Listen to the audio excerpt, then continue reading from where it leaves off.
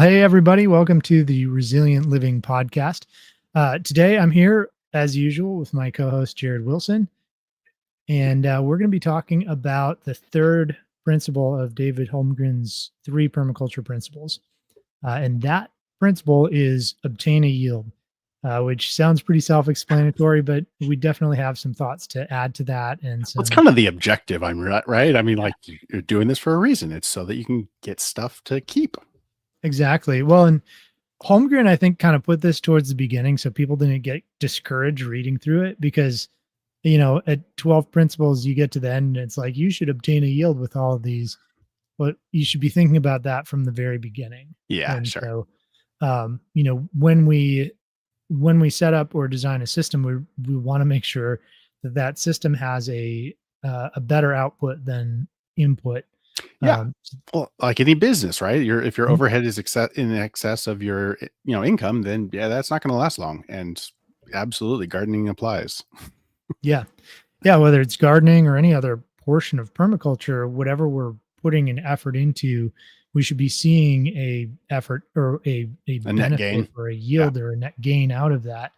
And if you read through the section, one section of Holmgren's principles might sound, especially when you get into the ethics and things, might sound a little bit like, I don't know, why, like some type of whiny, uh, I don't know what the right term is to not be offensive here, but it might sound like one extreme side of the spectrum. And this, as you read through it, almost sounds like the other side, extreme side Ah, of the sure. the spectrum, right? Where the idea is like you shouldn't be doing all this work without expecting something out of it. Sure. Yeah.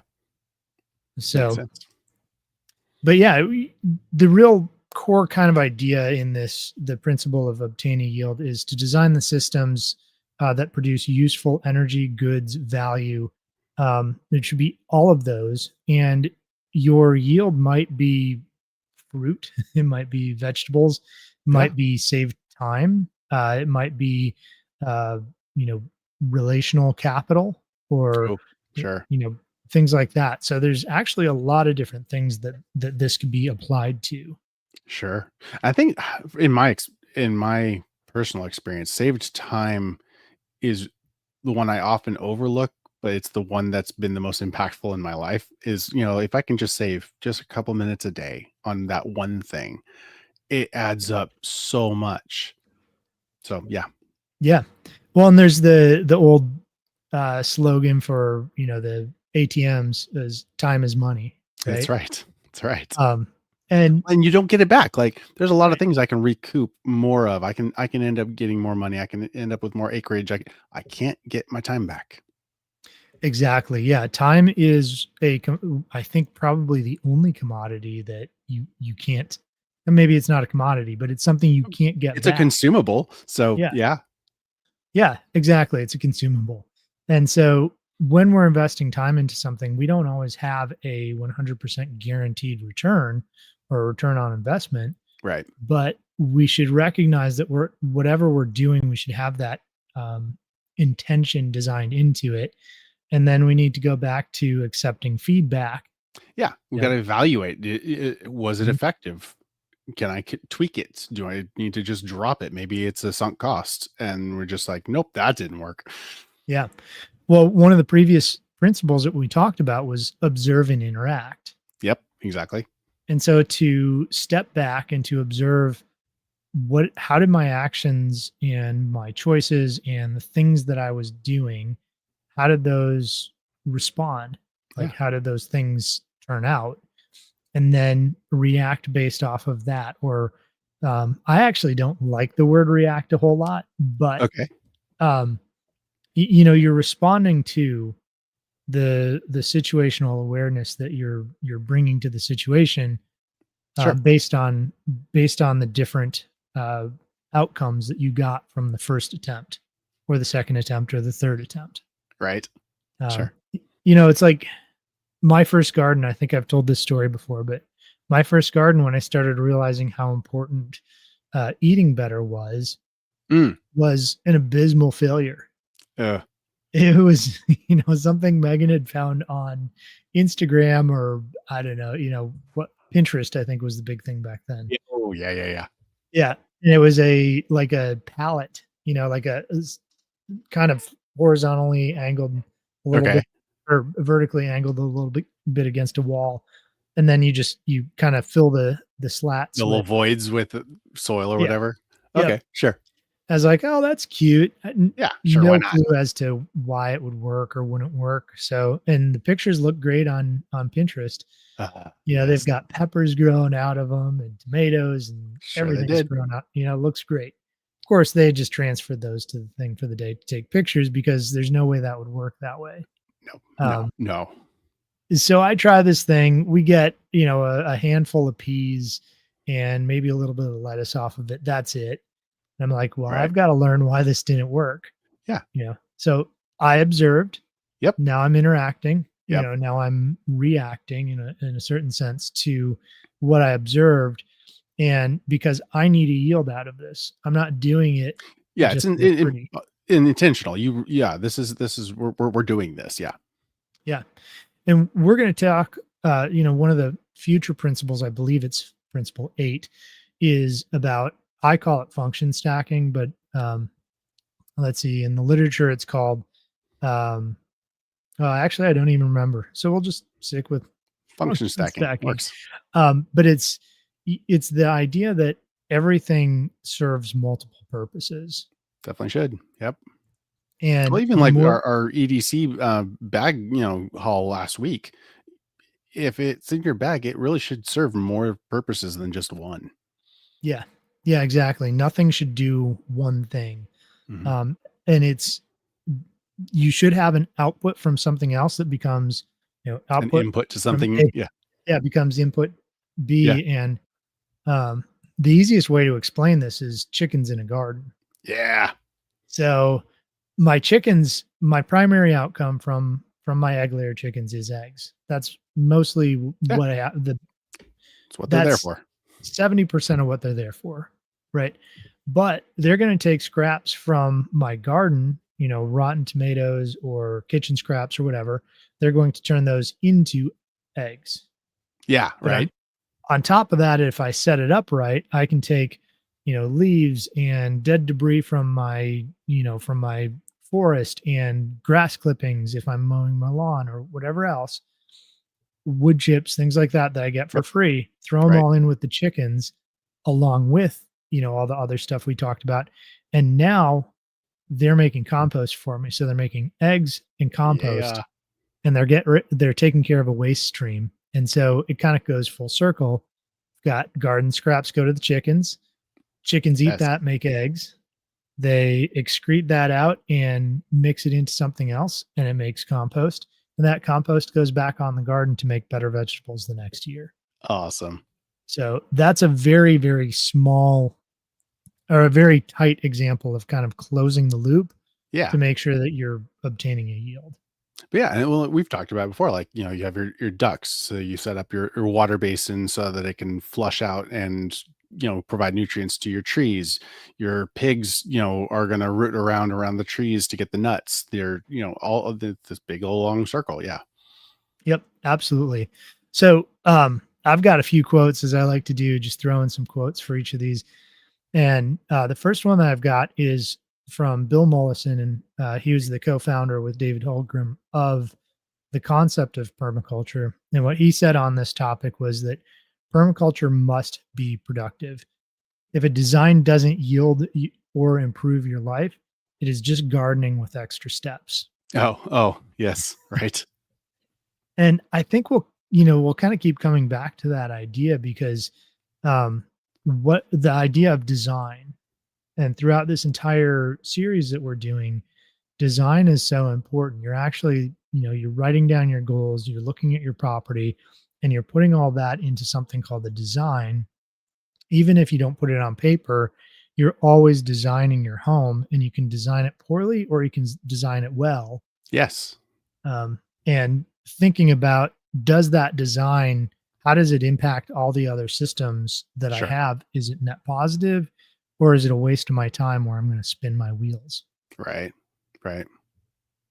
The easiest way to explain that part of it is let's say I want to put in a garden, I should put that, generally speaking, as close as feasibly possible to my home in the design because I want to interact with it every day.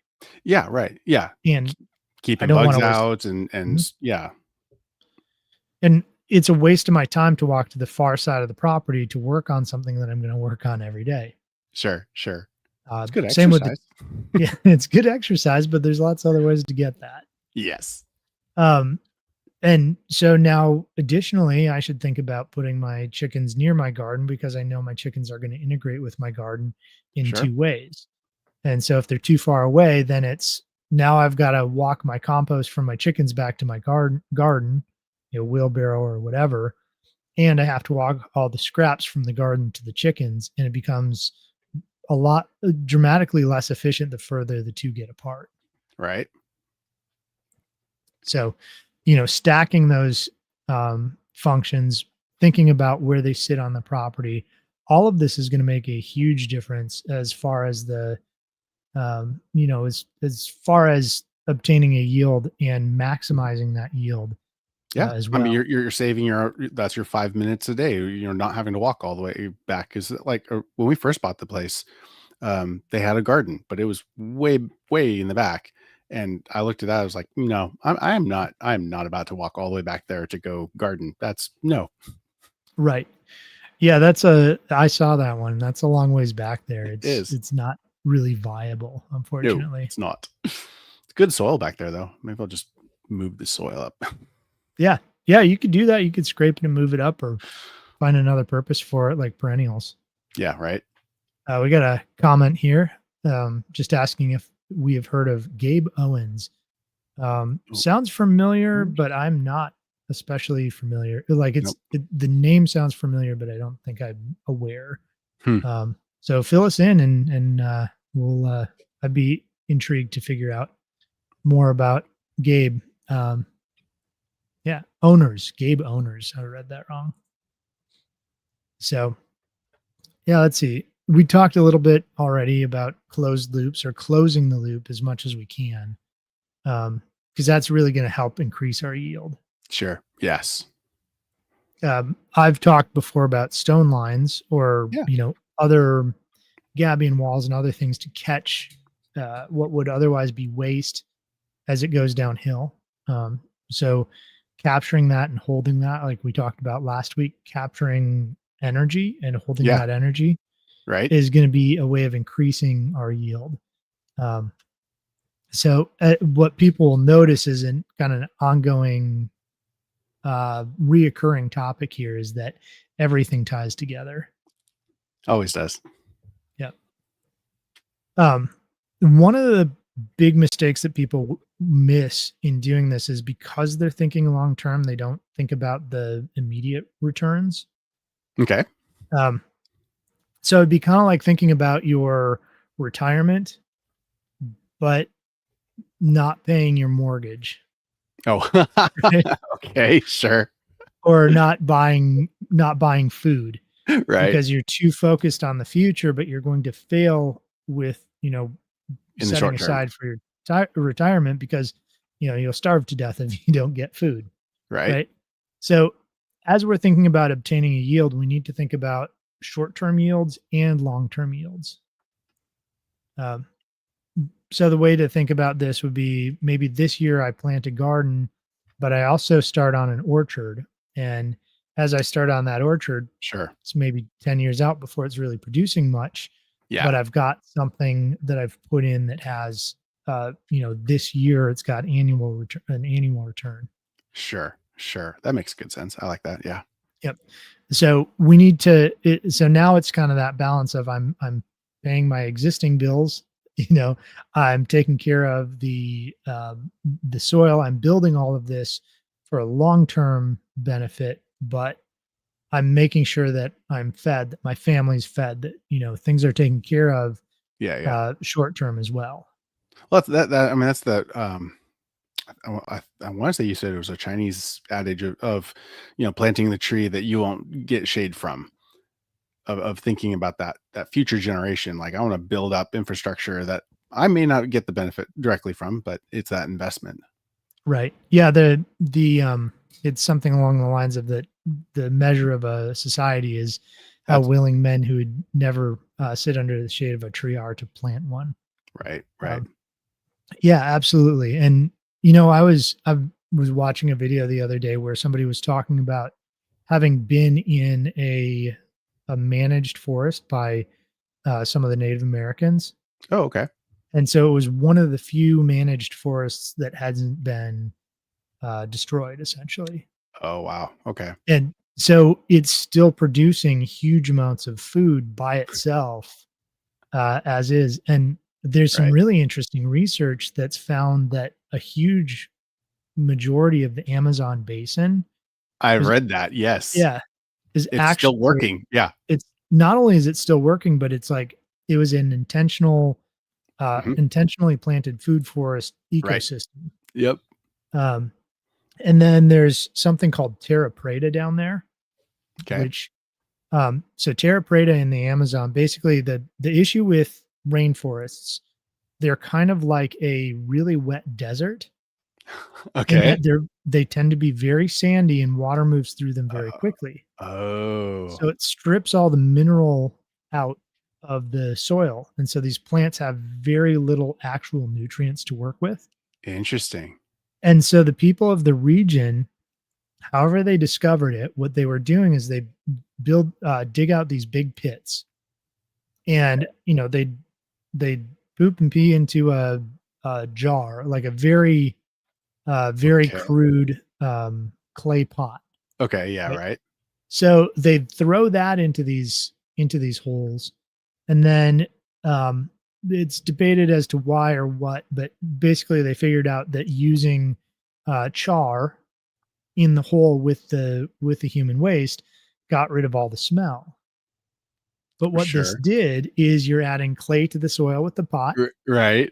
you're adding fertility, and then you're adding a mechanism to hold those in the soil in that location with the char, Right. which becomes biochar. And so this system, once it's in place in your little square where you've dug that out and done that, Right. is self-perpetuating for literally thousands of years. Wow. And if it's managed right, it'll actually start to move the quality of the soil will start to move out because this will be a central point for microbes and nutrient Nice. complexities and things. So it's this incredible system. So that's called Terra Preta. They've actually Ha. figured out people will scrape the top layer off and it will rebuild itself quite quickly. And Not so wow. you can even buy, you know, Terra Preta scrapings. Ha. So yeah. Anyways, So that's what Vic needs to do out out in Arizona. that's right. Yep. There you go, Rocky. Go for it. Go Yep. poop in the pot. We gave you an idea. Run with it. So yeah, it's Terra Preta or some of these other managed systems throughout the world that I think science is finally just realizing and recognizing are Like, oh, there they actually knew what they because were of, doing. yeah, oftentimes thousands of years ago, Right. and been functioning since then. So there is a point in thinking about long term, thinking about seventh generational type thinking, planning, Sure. prepping. Sure. But it's no good if you don't get a yield right now. Yeah. If you don't make it through the winter, well, there was really, yeah. Yeah, and then and then you're gonna have some survivorship bias issues. Right. Like, well, obviously that didn't work. Well, no, actually. Yeah. So Vic out there says yes, short-term goals lead to long-term, or yeah, lead Yep. to long-term goals, and that's true. That's very Um, true. you really can't have long-term goals without having something short-term that you're actually pushing towards. Yeah. You can Um, work towards additional long-term goals in addition to, but you're constantly working in the short term. You just are. You right. exist. So yeah. Yeah, and just like an investment, your short-term investments are important, but if that's all you ever think about, your long-term wealth and well-being are not considered. Right. Um, Right. so you use one as a springboard into the next. Absolutely. Yep. So, Here is another quote. This one's from Jeff Lawton, and he says, "Abundance is the proof of good design. When your system yields more than you put in, you know you're working with nature and not against it." Yes. Yeah. Yeah, and that's been like even like with my wife, like that's the one thing she didn't like about gardening. She's like, I don't like having to go out there and fuss with it all the time. I'm like, well, we're we're working towards not having to do that. Like that's the goal is not having to fuss with it Right. nearly as much as we are because we had so much encroaching grasses because of the types of grasses that we have here in Tennessee, and it was a pain. It really was. I'm like, it's we didn't do a good because we did kind of what you did. We did this long, thin strip along the back fence of our house. And so we just had this massive amount of surface area to the encroaching grass that was Mhm. very aggressively encroaching, Yes.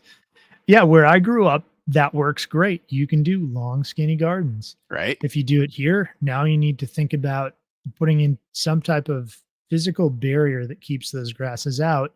Yeah. And the And longer and even then, skinnier it is, yeah, the you, worst it's going to be. well, not only that, like as you think about how much edge there is and how much you have to protect, now it's extra labor and extra materials because you made it long and skinny. Whereas Sure. you'd have the same growing space if you just made it square, but with a lot less edge. Yep. Absolutely. So, yeah, and then, you can do cool things to maintain those edges. Sometimes I've seen you gotta do it right, but and again, it comes to subtleties in design, but I've seen a lot of people do, chicken tunnels around their gardens, Oh, yeah. Right. and the trick there is making sure your density is high enough of chickens that they actually keep it weed free, Ah, because it's really tough to maintain if you don't have enough chickens. sure. It Sure. becomes kind of a nightmare actually. Um, Yeah. Getting inside of a tunnel to clean. No, that's no. not going to happen. No, even if it's a straight up, open air Yeah. tunnel essentially, you're just not gonna climb in there. Um, Right. so yeah, again, just subtlety in design. When you're thinking about the design of your property, you need to think about those little things. Like I've got encroaching grass, so you know, uh, I make it square instead of, or Sure. maybe I used Or raised beds. raised. That, Yeah. yep. Exactly. And when you do raised beds, then dig them in a few inches because that's going to keep the grasses from coming under Right. as well. Um, so yeah, just little things, and you only learn that through observing and interacting, or maybe being told. But Yeah. And that's where, having community and having experts like, like yourself being able to teach people about all of these tricks is, hey, learn from my mistakes. Don't yep, repeat what I did. You'll be better off. And so everybody gets a couple year leg up on, you know, whatever. right. One, I have done consults like out of state, quite a ways away, but I Yeah, really especially love doing them here in Tennessee sure. and Kentucky and northern Georgia and things, because there's so many similarities to what I'm dealing with. Sure. And so the day-to-day subtleties that I've worked through are now something that I can just hand on and hand off to, somebody else Right. fairly easily without having to think about some of those, or, watch somebody make mistakes that I couldn't help prevent because I didn't know their Yeah. There's zone area as well. four or there. Yeah. It's like, that's totally different. Yep. Yeah, there's a lady who reached out to me from California, Oh, and I wow. was like, I'd be happy to help you, but the reality is if I can find somebody closer who does this kind of work, Right. I'd much rather have them help you because, Well, and even California, like, so I was in like North California, and the climate there is totally different because we were in, pine trees. So we had highly right. acidic soil. It was red clay. But then you get, just down into the valley and you've got this really rich, loamy, soil that was all part of this, used to be a lake at one point that's, dried up and it totally different. Then you go down south, Bakersfield, and that's just the armpit of the world. And it's there's all kinds of different things. California's huge and diverse. Mhm. That's a Yeah. hard one. Yeah, absolutely. So yeah, I was able to find her somebody who is like Nice. 30 minutes from her because of my network. Awesome. But those, just to reiterate, those little subtleties, those little differences in your climate, in your area, make a big difference in how you respond to things. And Absolutely.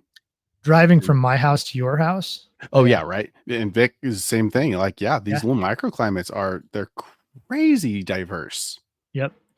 Yeah, between like me and, well, let's say Dunlap, which is South Yeah, EU. yeah, Like you go from my house, which is actually quite it's it's basic on the pH scale. It's yeah, yeah, I very, gotcha. yeah, it's very basic. And then you get down near Dunlap and it's so acidic that like blueberries grow everywhere. Yes. And it's like blueberries, strawberries, and dogwoods are basically what's growing, Mhm. because it's so far on that acidic side. Yep. Um, so yeah, I mean, even within our little region, there's these huge variations in flora and fauna, and how we think about setting up systems. And so, for somebody like that, I'm going to tend to recommend things that grow in acidic soil more. Oh, yeah. Um, but you know, I also know what grows in our area and grows in acidic soil. Right. Right. Yes. Yeah. So, uh, let's see. We had a couple comments come through. Did you see any of those that we should Oh, hit? Vic was agreeing that, Bakersfield is pretty bad. I haven't been there, so I can't say, but I I'll I take had a your word hospital on it. down there, and I did not like going to that hospital. It was no fun. How far away was that from you? Bakersfield was, if I left really early in the morning so I could beat traffic, it was almost 9 hours. Okay, that's Yeah, a ways. it was ways, yeah. It was better Yeah. than LA because LA was 10 hours, and that sucked. Yep. Hated L I would leave at, like, 3 AM to get out of LA so that I could get out before the traffic started, and even then, there was still traffic. Like, don't There you all always sleep? is, I think. Wild. Yep. Don't miss that at all. So, we're gonna get into the common pitfalls, but first I'm gonna do another quote. This one's from Sepp Holzer on the topic. Hey. He's Austrian, I believe, but he said that nature rewards you with a yield when you create the right conditions. The job of the designer is to make those conditions inevitable. Nice. Yeah, Yep. when you provide all of the opportunities for something to grow, it'll grow. I mean, like, it'll happen. It's just Right. a matter of paying attention to, what God already set up, and Yeah. Well, and just finding ways to favor the things you want, and ideally simple ways or ways that actually benefit you. And so an example of this is, let's say, grazing. okay, yeah, You you can use standard grazing, and you're not designing for anything. You're just saying, I'm going to make meat out of grass, and that's yes, it. right, No more thought than that. And so what ends up happening, because the design is bad, is that the grass starts to go away right. and you have less of what you need to continue to sustain a So you yield. have to end up moving them to somewhere else. Yeah, Exactly. So what you should be doing is moving them consistently mimicking nature. yeah, Um, where they where would as a herd move through an area. Yep, and they're going to trample down those weeds, and it's going to increase the fertility.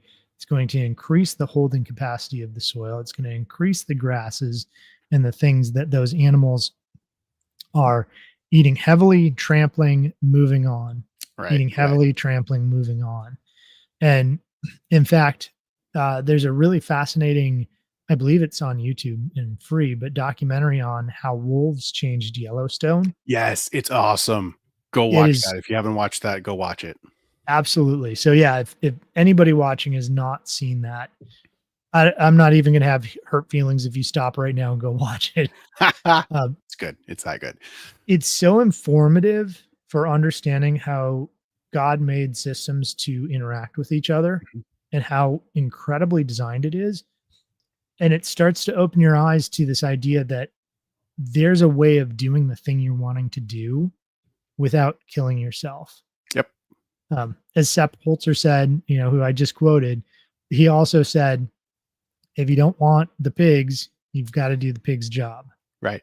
Yeah. Meaning you have to recognize what the animal does and does for you and release them to do that. Design so that they're released to do the thing that they love to do. I mean, what other creature can just turn table scraps into bacon? That's just a miracle in and of itself. None by definition. That's true.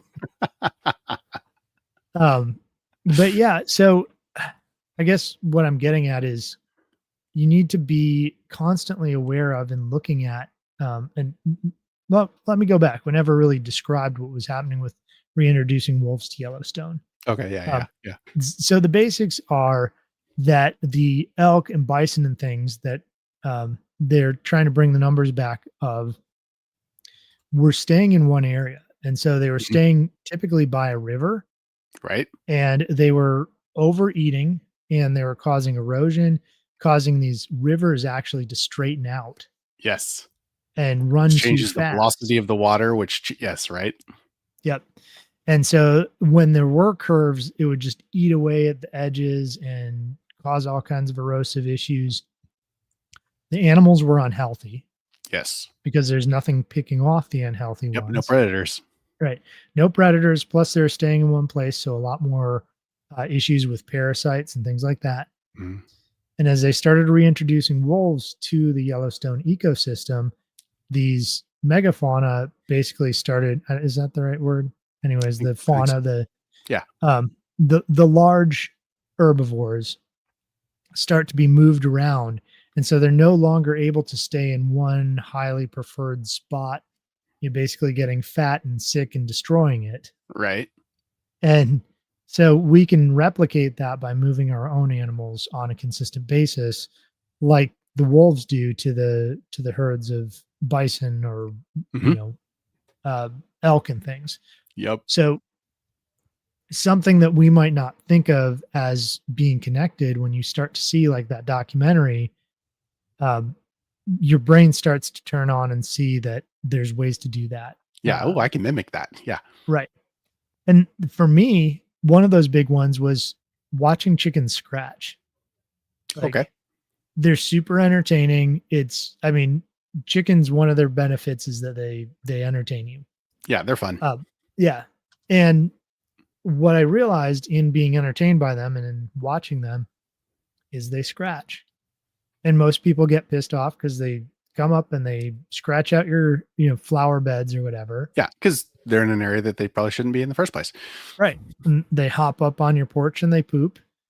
And those are examples of how chickens actually become destructive, problematic, right? Mhm. But you can take that tendency of theirs and flip it, and it becomes, they become my compost turners, Yes. right? So I've, it's not that there's no point in turning compost, but I've never personally turned a pile of compost. Don't need to. They did. No, my chickens do it. It's a slower process, creates a little bit different product, but it's really Yeah. great for my garden, and I don't have time to flip compost twice a day for 21 days or whatever. Yeah. No, Stupid. that's not going to happen. Nope. If I did anything else, it would be a Johnson Sioux bioreactor. Oh, But there you go. that's a different I ain't getting story. fancy. Yeah, exactly. Or a modified one that really simple. But yeah, anyways, those subtleties as you're designing, if you design right, you should be getting more output than you're putting into it. But that does take some initial investment. It does take some initial time and thought into it Sure. to get to that point. Yeah. Oh, yeah. So is that would be a good evaluation tool, is like, if I'm having to constantly put into this system, what can I add to the system to streamline that process? Something that can do at least one of these steps for me. So yeah. Yeah.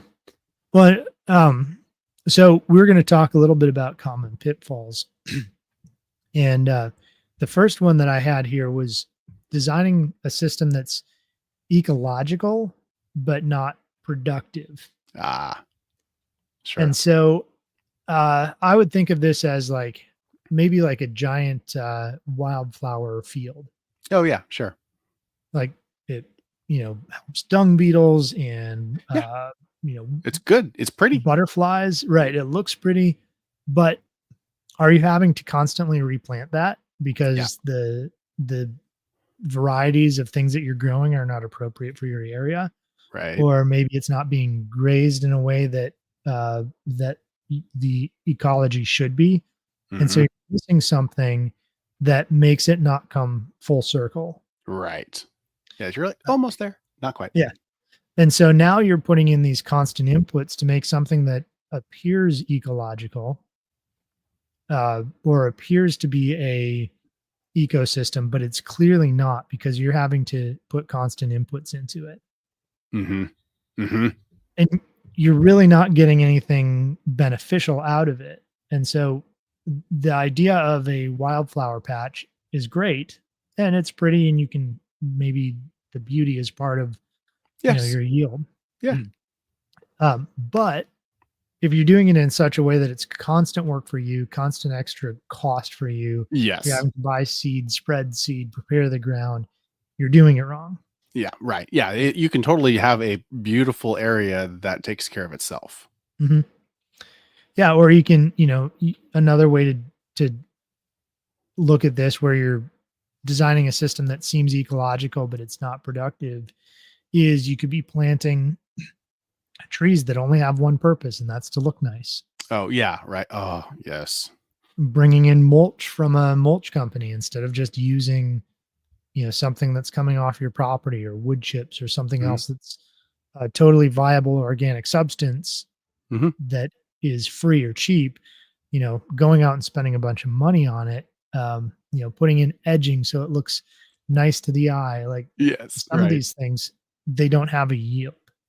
No. Um, and not at least not one that's especially beneficial to us. So um, yeah, what do you have any specific thoughts or examples of creating a system that looks ecological but really just isn't productive? So in our first house in town back in Paradise, the contractor had made this concrete ring in the front grass, and he had planted these four maple trees. They're a fairly shallow root tree, and so all of the concrete that was around it was all broken up because all the roots ran. I couldn't barely mow the grass because the roots were just peeking above ground all the time. It was just it was a nightmare. I had to fuss with all the leaves all the time. It was. I wish he had picked just about any other tree aside from those maples. They were just awful. But were they pretty in the fall? Oh gosh, it was gorgeous. And he picked different species, so the colors were all different. They turned at different times. There was like this rich dark purple to these golds and reds that were just vibrant. Oh, it was beautiful. Absolutely beautiful. I hated them. I absolutely hated them. Yep. Yeah, I think we as humans tend to make things hard on ourselves because it's We're what good we've at always that. done, right? Yeah, Yes. we're good at it. Like a grass yard. You know, Yes. I've been trying to get my yard to basically largely be overtaken by clover, by Nice. like Yeah. a white clover. And I'm not going to get rid of the Bermuda grass without like going, Really. Yeah. full glyphosate on my entire yard, which I'm Yeah. not going to do. Right. Um, but grass it's not very useful. No. One way I've found to make it more useful is having ducks and a goose Sure. because they eat it. We save some for rabbits. So, but moving more towards clover gives them higher protein output. It's better for those animals anyways. Oh yeah. I've Less been handling. a staunch anti-lawn guy for a long time. Ever since I've learned of where the lawn came from and why Mhm. it exists as a thing. It irked me. I'm like, no, we're not the aristocracy of England being pretentious about, oh well, I don't need this land to grow my food. I'm going to manicure it and make it into this beautiful area just to show that I don't need all of like that. Like I'm like, no, no, we're not doing this. Like, no. It It's like, how did it go? So first, people who were chubbier and pale, that Mhm. was considered like that was That the was indication beautiful. that you had wealth, Yeah, and it right. was considered beautiful, right? Yep. And then it eventually changed to skinny and a really nice tan, Yes. um, which is kind of where we're still at. But it's interesting how, depending on what like wealth allows for, and how that shifts, and how. But anyways, yes, grass is um, an outcropping of, or a manicured lawn is, Yes. you know, some old concept from the aristocracy, Yup. which I believe, if I'm not mistaken, came from the Taj Mahal in the first place. Oh, really? So the aristocracy, somebody in the Sure. aristocracy visited the Taj Mahal, which was kept, if I'm not mistaken, by widows with scissors. Oh my god. And That's so they worse. thought that they really needed that. Yeah, right? Somebody in the comments, if I'm really off here, fact check me and correct me. But that was my recollection of how that all came about. So And yeah, going towards clover makes a lot of sense, oh, yeah. because a white clover will stay low, but it also is a nitrogen fixer. It's also high protein High for the protein, yep. animals, Mhm. so lots of benefits there. Um, One of the other things that I put down as a common pitfall is not actually storing or saving what you produce. So being able to make a bunch of something Sure. and then just letting it go bad.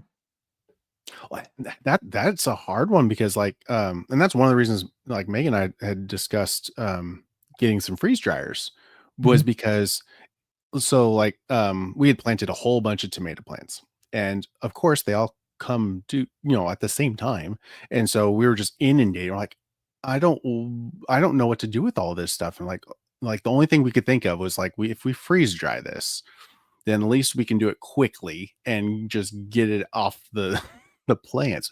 It's hard, Yeah. or you're canning or you're drying, like, it's difficult. Yeah. Well, and this is one of the areas I've really struggled in, is I've gotten to a place where I can produce a decent amount. Sure. Um, but I'm not necessarily around, during that high production time. I'm typically really busy with work.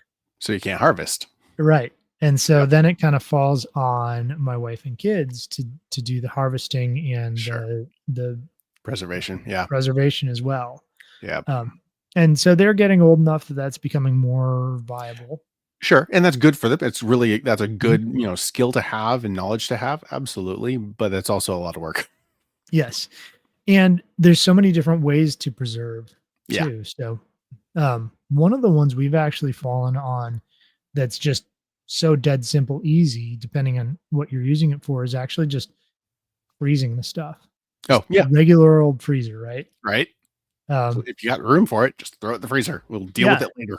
and freezers are not that expensive. I mean, No. in the grand scheme of things, keeping them running is not all that expensive. Their power use is fairly low.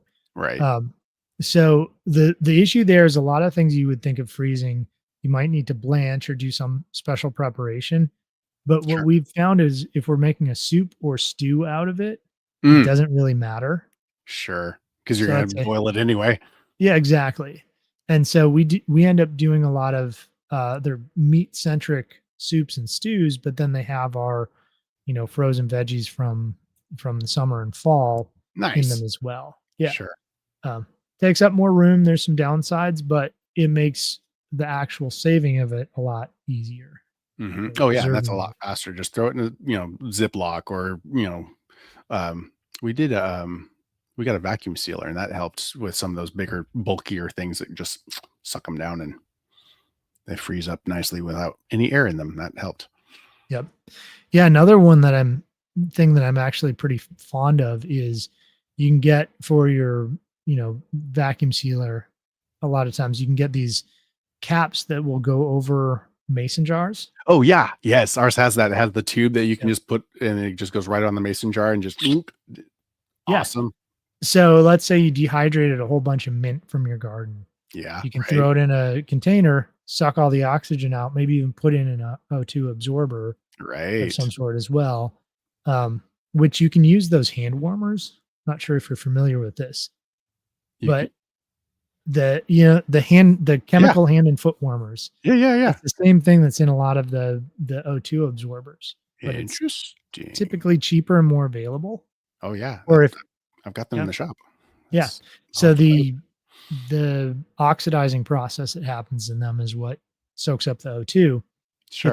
It's the same process. It's just, slightly different makeup, but it works. Um, Interesting. The heat doesn't affect the what you're trying to I'm not preserve? sure. I think you break it open, you let it mostly Oh, kind of okay. fizzle out, and then you throw Okay. it. Is Nice. I think again, check check me on I'm that. gonna. 'Cause I was like, yeah, I want to see. yeah. That'd be Um, easy. but those work great. But if you've got a quart of dried herbs, and now you can preserve it, Right. and you just go in there and you take out a chunk for whatever your next month is or whatever, Sure. and then you put it back on, suck out the air again, and you can save that for quite some time that way. Sure. I've actually started saving small batches as opposed to big one Mhm. because originally it's like, oh, I'll just throw this in this gallon jug and we'll preserve it. And then every time I'd have to reseal it, and it was such a pain. I'm like, I'm gonna do it in smaller ones next time. Yeah. This is a pain. Um, there's a guy who's part of some of the networks I'm in, Toby from Discount Mylar Bags. So if you need Oh, Mylar bags, nice. really great local guy who gets good prices on things. But um, he gives a lot of advice on his website about how to package things with the Mylar bags. Oh, very cool. And one of the big things he says is it seems like it's a good idea to package in large bags to be efficient, Yeah, but right. it's Yeah, not. Like, you don't need your family. If you're going to open up rice, you probably don't need 20 pounds of rice. right. Like, you're barely going to get through that before it goes bad.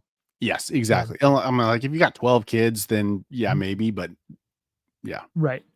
Yeah. even So then, put it probably not. put it in, single or double serving Yeah. amounts Yeah, for because your even family. then, it's like you're opening 2 Mylars to get, your whole family. Oh, oh, well, Yeah. that's fine. Or maybe it's one for a meal. Yeah, You size exactly. it appropriately for each meal. Um, Absolutely. because one of the issues with preserving is that it's easier to preserve in big containers, whether that's quart jars instead of pint jars or whatever. But Right. once you've opened something, then there's a ticking clock on it. Sure. Yeah, yes. Have you Um, noticed that, after having been frozen that it goes bad quicker than I've noticed on several things that things go bad oh quickly. yeah, yeah, because you're bursting the capillaries inside. Yeah, all the cells are just popped, and so they Yeah, just like yeah, yep. So when it freezes, obviously water expands, it pops the cells, and then it essentially becomes mush. And yeah. it's kind of like the difference between a steak and ground beef, where a steak is a lot safer to have as, have some red or pink in it. You're right. Whereas a burger, it's probably fine, especially if you get good beef. But the ground beef is a lot more susceptible to, you know, basically taking in pathogens or Sure, just microbes in general. And so once you freeze something and you break the cell walls, sure. it's going to be a lot more susceptible to that. So yeah, that tracks. Another thing, and I'm not going to get too far into this today, Mm, but another thing that goes along with, don't make too big a batches so when you open it, you can get through all of it. right. The other side of that is don't just leave things sitting on your shelf. Don't Oh, store things you're not going to eat. yes. So, Yes. or don't store it thinking I need this for the future and then not use it because you're so worried about having all the reserves. Yeah, I gotta hold on to this, yeah. Yep. Oh, so Meg and I just, when I was cleaning up the office to make the studio thing, we were moving a whole bunch of shelving around, and so we were going through all of our pantry items, and so we were opening up boxes, and I kid you not, we'd open a box, and it was, black beans, lentils of some flavor, and garbanzo beans, and every time we'd open a box, it was garbanzo beans, garbanzo beans. Like we'd open another box, garbanzo beans, garbanzo beans. We'd open another box, like, oh my gosh, please tell me there's not garbanzos. And she's like cracking up. She's like, oh, it's full of garbanzo. I was like, oh my gosh. So So those are the ones your family doesn't like? it just no, we Okay. had found them really cheap, and Okay. we just kept buying them incrementally. Every time we go to the grocery store, it's like, oh, throw a couple bags in there. They're all dried. And so we were just filling up, and then and we've continued to do that ever since. And so it's just been accumulating because we still go through them, Mhm. but not nearly as quickly as we were accumulating them. And so yeah, Okay. now we have a one of those fryers now. We just they had them on sale at Sam's Club. I was so stoked. I've been wanting one of the dry ones, so it's not an oil bath. Air Air dryer. Yeah, fryer. yeah, Yeah. yes, we got one of those, and so I'm really stoked. I want to try. I've seen that they kind of pop almost like a popcorn, Oh, and interesting. you can flavor them with all kinds of different flavors. I'm like, we're having like garbanzo beans as our popcorn substitute because Nice. that's awesome. Yeah. I think Amaranth does that too, Yeah, or one of those I've heard that. small Amaranth, quinoa maybe. I really wanted to love amaranth, but it's a bit of a pain to harvest from what I've seen. Amaranth is I personally don't think it's a good human grain. I Oh, think okay. that it's a great livestock grain. I'll say because it grows pretty easily and pretty well in certain climates. Yep. Yeah, so in my case, I might grow some just downhill for my chickens. Okay, So it's gonna use all that fertility, and then I just nice, cut the heads off and throw them to the chickens. nice. And the All right, chickens do the harvesting, it keeps them busy. perfect. Yeah. So amaranth is great for the right thing, but you could waste your entire day trying to harvest it and get, And half of that's a a meal's perfect worth. example of what we're talking about. It's like you invest all this time and effort growing amaranth because yes, it is good high protein, grain ish. But then if you end up wasting like 3 times more just to harvest it and get something functional and usable, it really wasn't a net positive there. Yeah, exactly. Yep. So, what I was gonna say is first in, first out, Oh yes, yes, I right? love my So FIFO system. yes. Yeah, FIFO, first in, first out. So, making sure that whatever you're storing, that you're using that thing before you use the newest stored thing. Yep. Um, and our my friend Nicole Sauce Yeah. talks about this a lot because she's kind of like the pantry management expert, Nice. and she talks about using what you store and storing what you eat, or storing Yes. what you use. So you're not storing a million garbanzo beans that you don't eat, Right. and you guys eat them. But Yeah. I've We'll seen get people store boxes and boxes and boxes of beans and rice, Oh yeah. and they're 15 years old. It's like, well, nobody Yeah. wants to eat that at this point. Right. Yeah, you Just should have been eating that all this whole time. Uh-huh. right. And it has no nutritional value. And if you don't like beans and rice, then don't store huge amounts of beans and rice. Yes, yes, definitely store what you actually consume, what you actually eat. Absolutely. Yep. And so I actually talked to a few of those people. I'm like, you don't want to eat this. My chickens might. Yeah, right. Yes. And so I've fermented it and thrown it to the chickens, and that works pretty well. But Oh, um, we got a question from Vic. yeah, Does Tennessee have blue grandma grass? I have a bunch and it's supposed to be great livestock grass. Don't know. blue Heard. grandma, blue gamma, maybe. I don't know. Um, To the Googles. Hey, yeah, there's a few type of the blue variety clumping grasses that grow here. Okay. Um, I'm not sure if that's one of them or not, but yes, um, the blue stem is, I think, our Blue most common grandma. one. Interesting. Is it there? It Yeah, is. I've not heard of that. May or may not grow here, I suppose. Native range.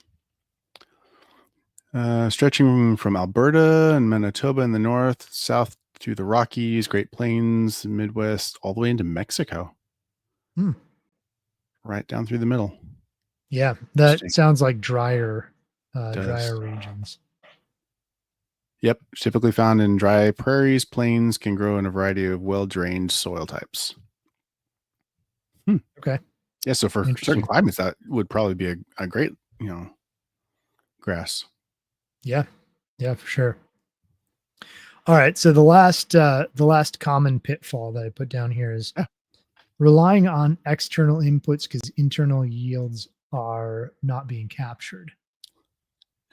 Yeah, sure. Yeah. I think we can go too far down this road, right?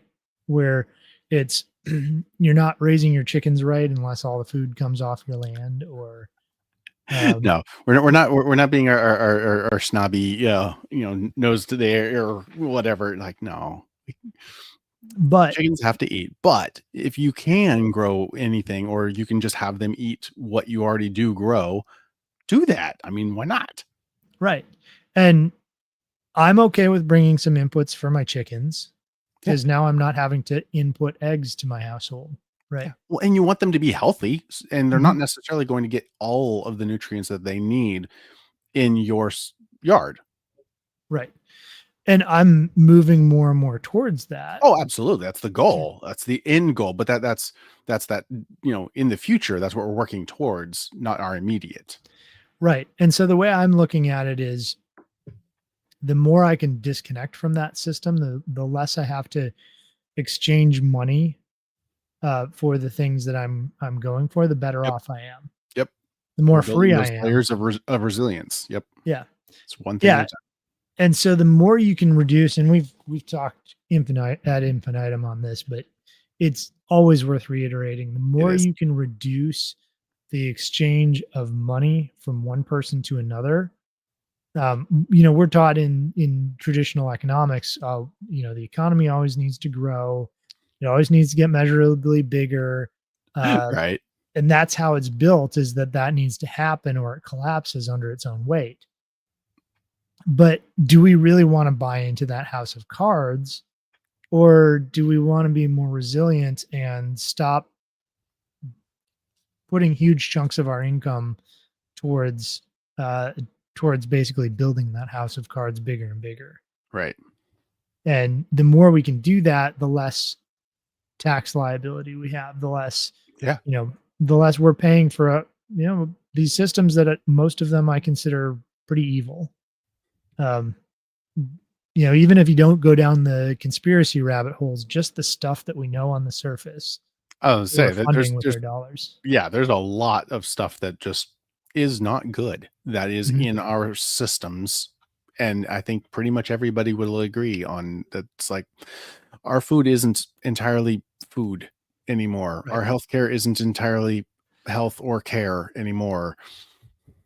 It's We need to do sick care something different. or Yeah. or death Well, it care is. for that matter. Yeah. Well, it's symptom based. It's not health based. It's Right. we'll cover up symptoms and introduce some new ones along the way. Right. Yep, absolutely. And so I think, you know, as more and more people do this, we all get a little bit more free.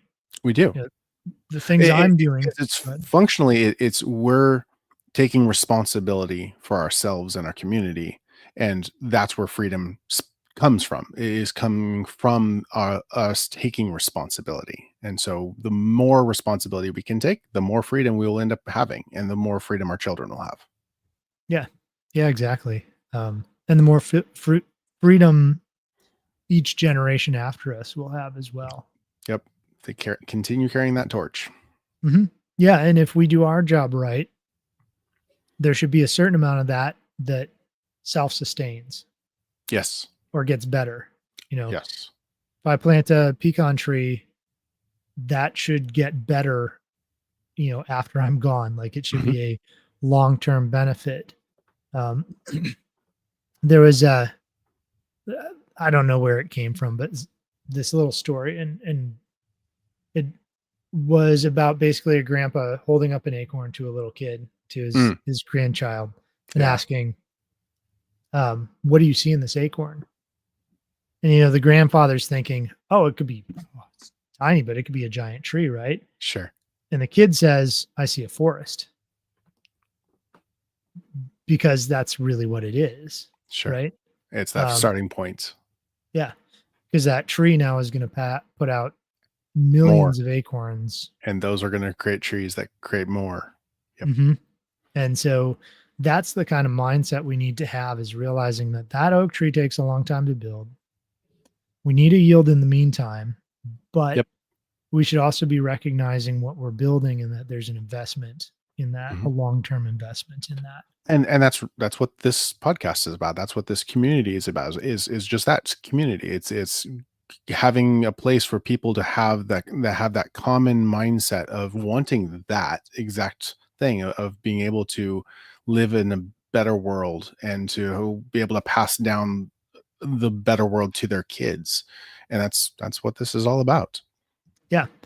And kind of in conclusion, in the ideas here, is that think back to last week's podcast and how we talked about uh, lost my train of thought. You're good. What was last week's? It was so this week is obtain a yield. We had oh shoot, what was principle 2? Sorry, everybody, I am blanking. You're But good. just that we need these systems to tie together, to be coherent, and to be really well thought out. Mhm. Um, and so, ensuring that we're getting an output from the inputs that we put in, ensuring that those stay in the system. That was it. It was capture and store energy. Oh, So yeah. we talked Right. so much about keeping things staying in the system for as long as possible, being Yep. used over and over and over again. The water shouldn't just run down our property and run away. And run off. Yeah, exactly. Right. No. It's like It should be this soaking is in. power. Like, this has got, the ability to create electricity, or to move nutrients, or to nourish, and to do all three of the above at the same time. Right.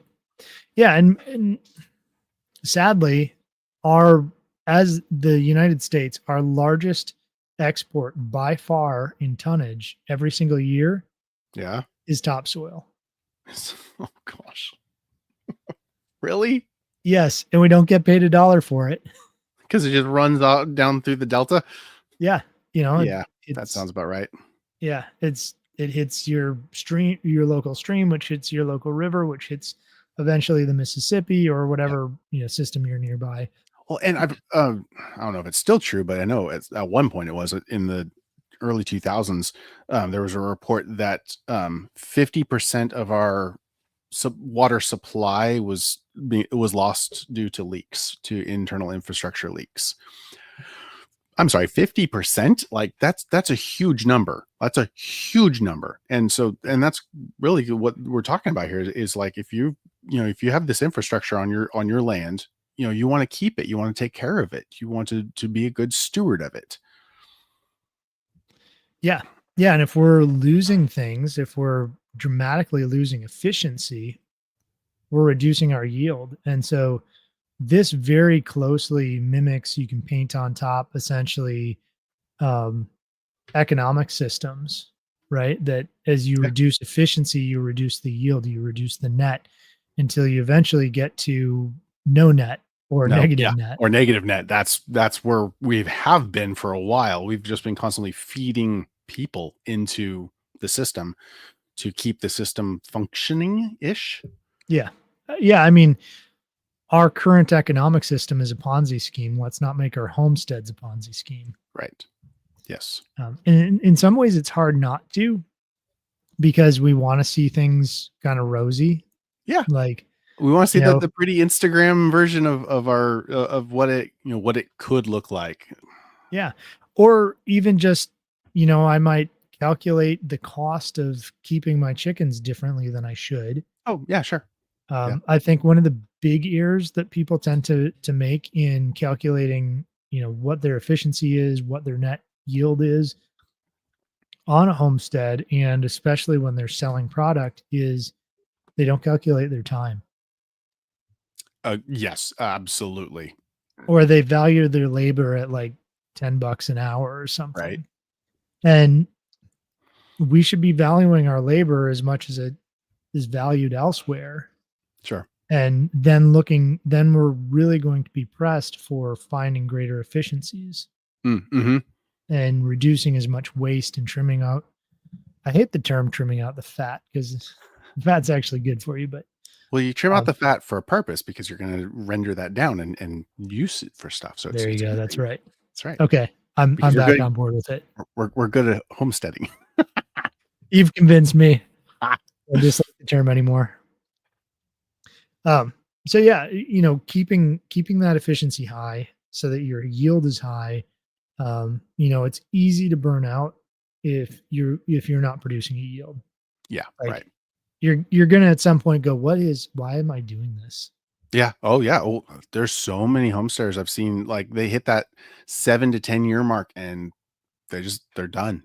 And Mhm. they sell everything and they move back to the city and yeah, it's sad.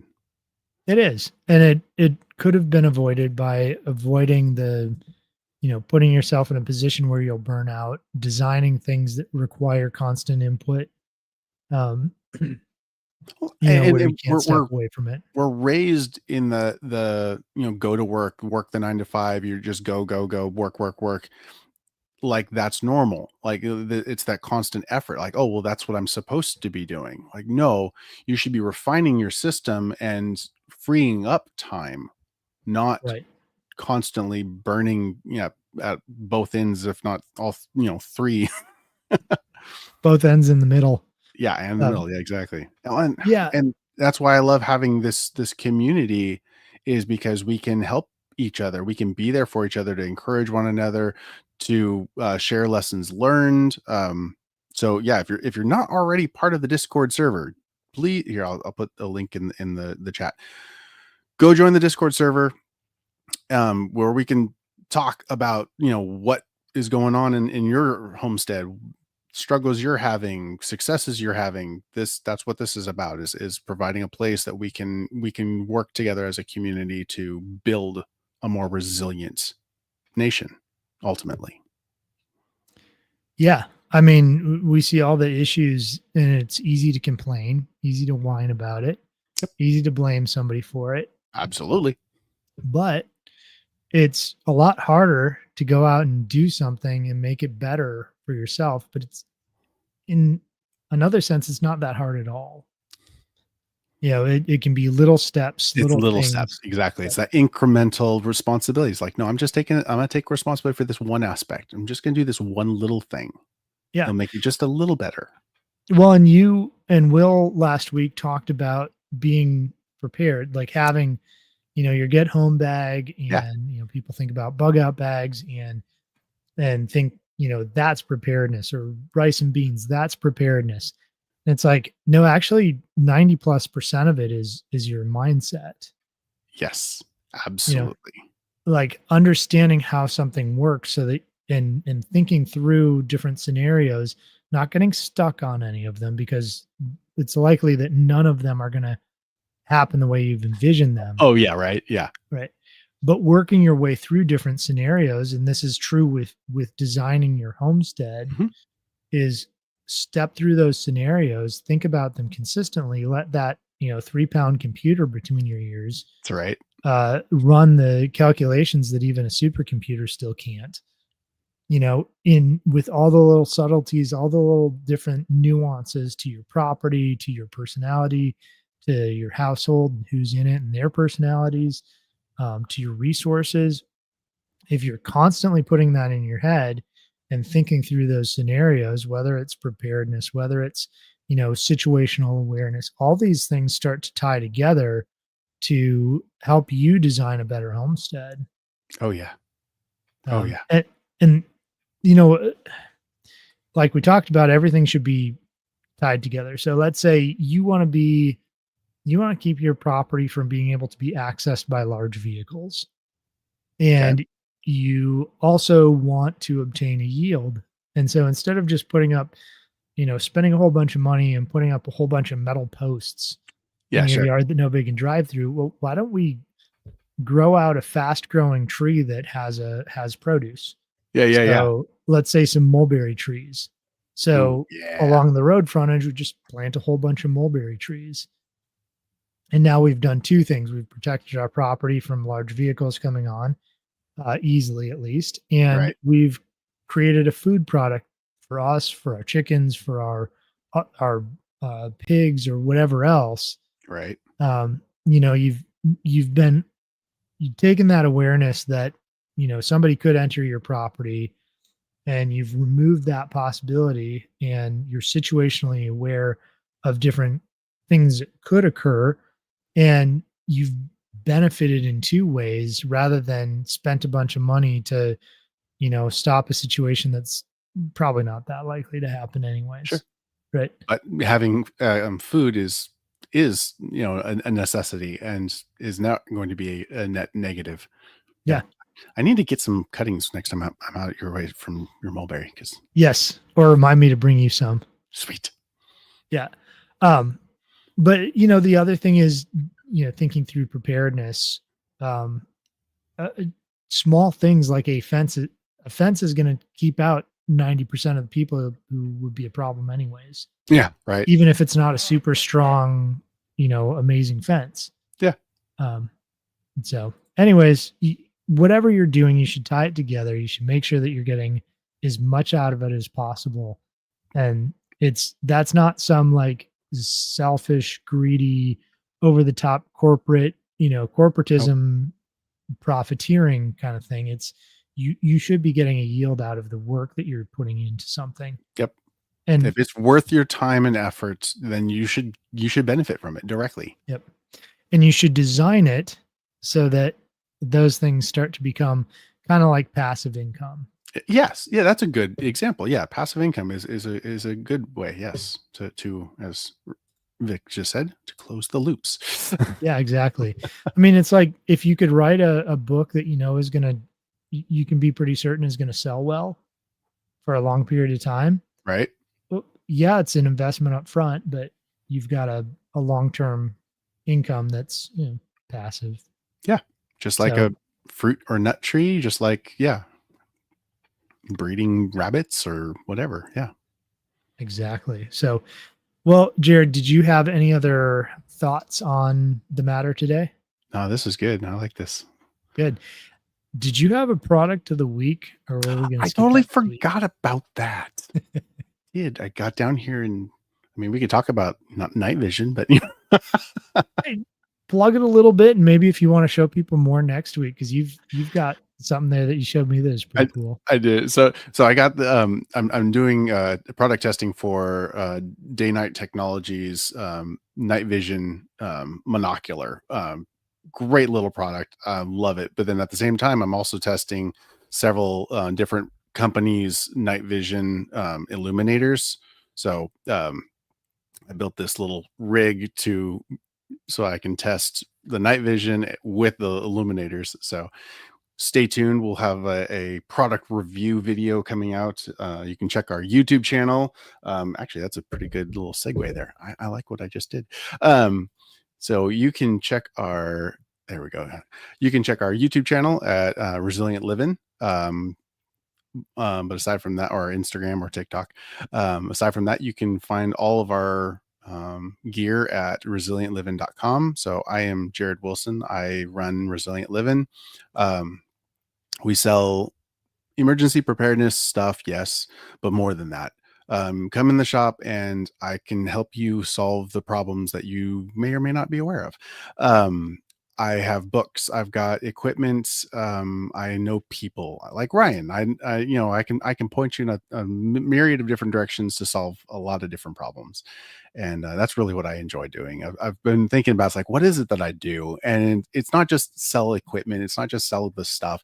I like solving problems. That's what I've always done professionally is solve problems. And so I come up with creative solutions. So that's what I do. Cool. Yeah, and if people are watching this on my YouTube channel, you know, the Homestead Consultant, um, go over to Jared's because and just subscribe. Tell YouTube that you actually want to see his stuff, because he's starting to put out some really cool review videos and some Yeah. other stuff. But YouTube is it's tough to get your feet under you. So do me and him a favor and go over to the Resilient Living YouTube channel and make sure to subscribe to that as well, and like the videos over there to help get him off the ground a little bit. Right. Um, So I'm Ryan Steva. I help people set up homesteads. You can find my information at thehomesteadconsultant.com. My big thing is I like to help people avoid making the mistakes I've made, like pallet gardens and such, Right. um, and just be a lot more efficient and get up and going a lot faster, get that yield more quickly and more of it. And so that's kind of what I do. I help you organize your homestead and your goals to really actually meet the goals in as much of a organized fashion as possible. So if you need help with your homestead or have questions about homesteading, solar, off-grid stuff, uh, weird questions about how to do something or something unique on a homestead, that's where I really come in. So you can find all my information at thehomesteadconsultant.com. Nice. All right. Well, Jared, thanks for being here with me yet Oh again. yeah. And Anytime. for all those watching, we do this pretty much every Tuesday at 6 p.m. Central. So we'd love for you to join us next time as well. And yeah, between now and then, if you need anything, you can reach out to Jared or I, and we'd be happy to help you. All righty. Have a good one. Bye, everybody.